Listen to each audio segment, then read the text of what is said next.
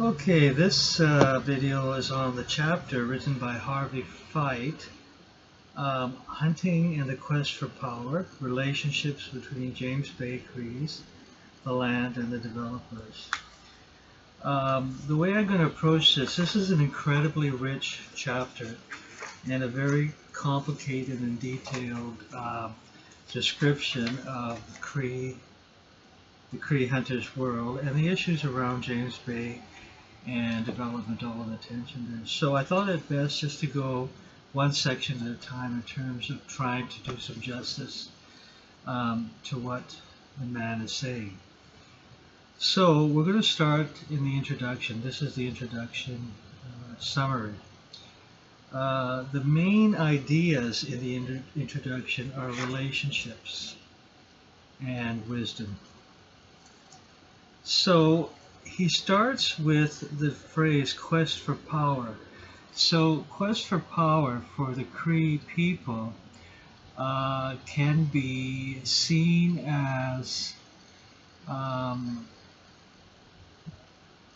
a balancing of our interests as human beings as well as the interests of the animals and the relationship between the animals and ourselves in terms of hunting, getting food, and so forth.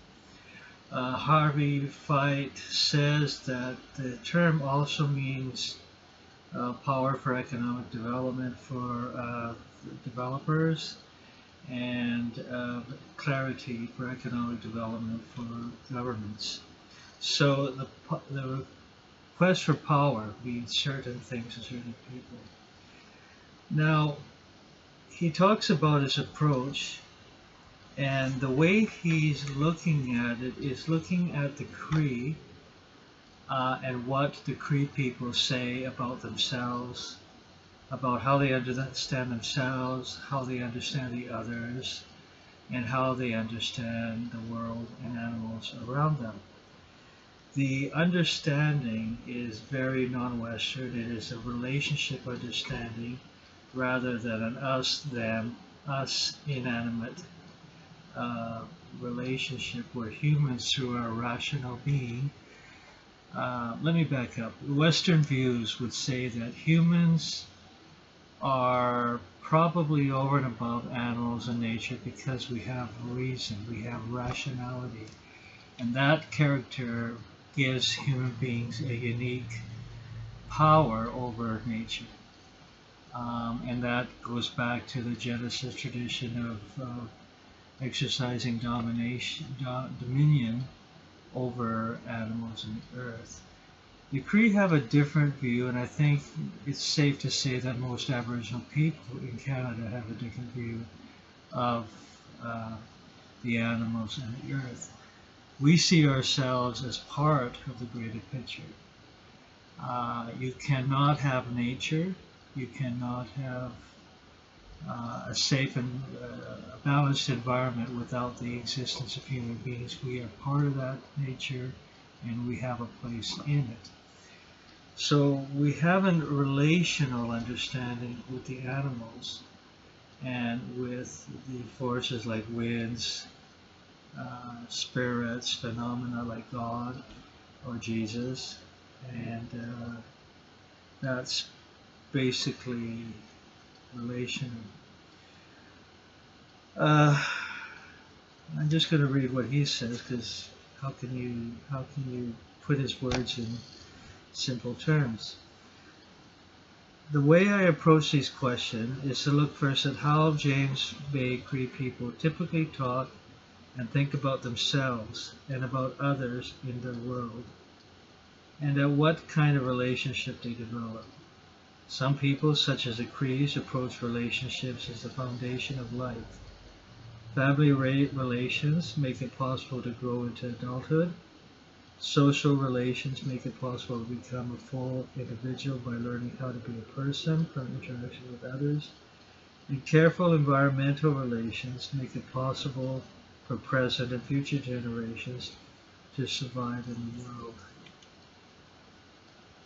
So there are different meanings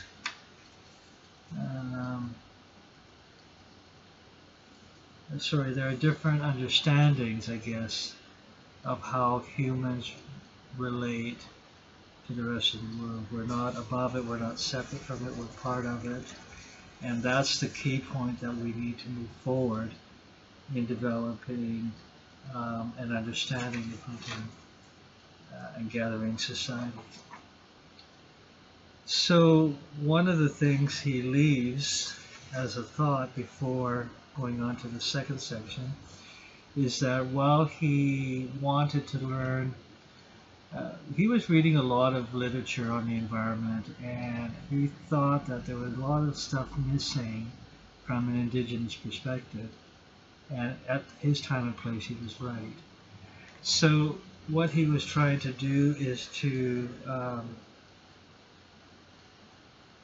interact with Cree people to talk about ideas, his ideas, their ideas, and so forth. And he got a lot of unexpected support. The Crees taught him what he considers and what he describes in this sentence. These, the things that the Cree taught him, are probably best described as lessons in the sacredness of the everyday, the practicality of wisdom, and the importance of relationship and reciprocity. Relationship and reciprocity.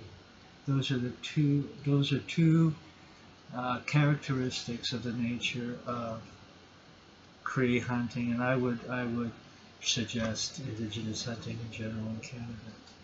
So that's section 1 of the introduction. It covers pages 115 and 116.